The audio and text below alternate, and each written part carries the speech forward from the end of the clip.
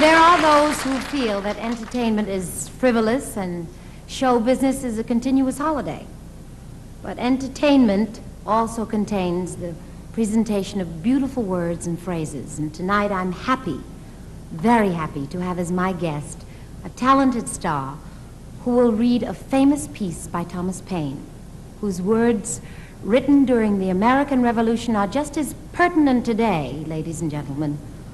May I present Mr. Robert Culp.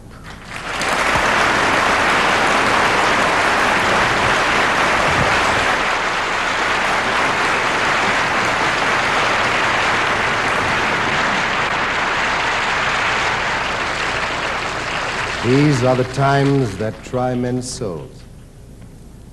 The summer soldier and the sunshine patriot will, in this crisis, shrink from the service of his country. But he that stands it now deserves the love and thanks of man and woman. Tyranny, like hell, is not easily conquered, and yet we have this consolation with us. The harder the conflict, the more glorious the triumph. What we obtain too cheap, we esteem too lightly. It is dearness only that gives everything its value. Heaven knows how to set a proper price upon its goods, and it would be strange indeed if so celestial an article as freedom were not to be highly rated. Why have the enemy left the New England provinces and made these middle ones the seat of war? Well, the answer is easy. New England is not infested with Tories, and we are. And what is a Tory? Good God, what is he? I would not be afraid to go with 100 Whigs against 1,000 Tories, were they to attempt to get into arms. Every Tory is a coward. For a servile, slavish, self-interested fear is the foundation of Toryism. And a man under such influence, though he may be cruel, never can be brave. I once felt all that kind of anger which a man ought to feel against the mean principles that are held by the Tories, and noted one who kept a tavern at Amboy, was standing at his door with as pretty a child in his hand, 8 or 9 years old, as I ever saw. And after speaking his mind as freely as he thought was prudent, finished with this unfatherly expression: well, give me peace in my day.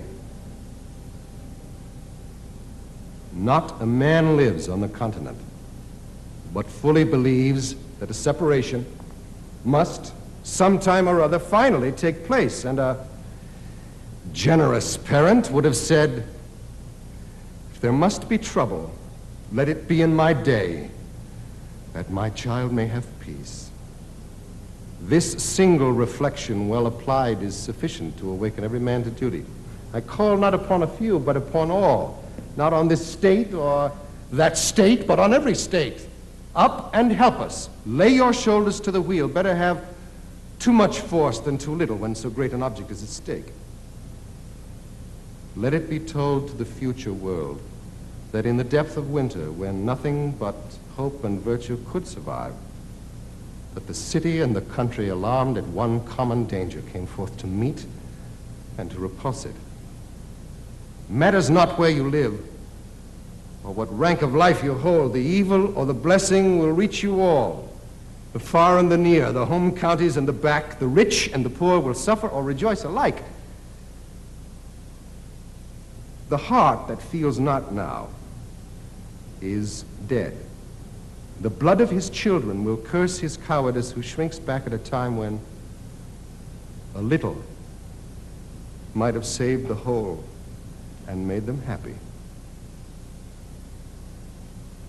I love a man that can smile at trouble, draw strength from distress, and grow brave by reflection. It is the business of little minds to shrink. But he whose heart is firm and whose conscience approves his conduct will pursue his principles unto death. My own line of reasoning is as straight and clear to me as a ray of light.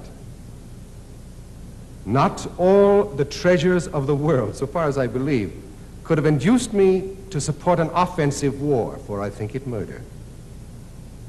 But if a thief break into my house, burn and destroy my property, and kill or threaten to kill me or those that are in it, am I to suffer it? What signifies it to me whether he who does it is a king or a common man? My countrymen or not my countrymen? Whether it be done by an individual villain or by an army of them? Let them call me rebel and welcome. I feel no concern from it. But I should suffer the misery of devils were I to swear allegiance to one whose character is that of a stupid, stubborn, sottish, brutish, worthless man.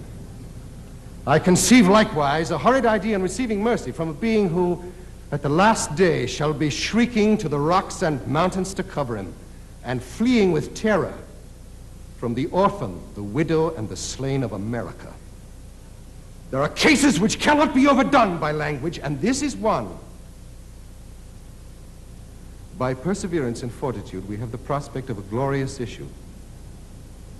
By cowardice and submission, the sad choice of a variety of evils: a ravaged country, a depopulated city, habitation without safety, and a slavery without hope. Look on this picture and weep over it.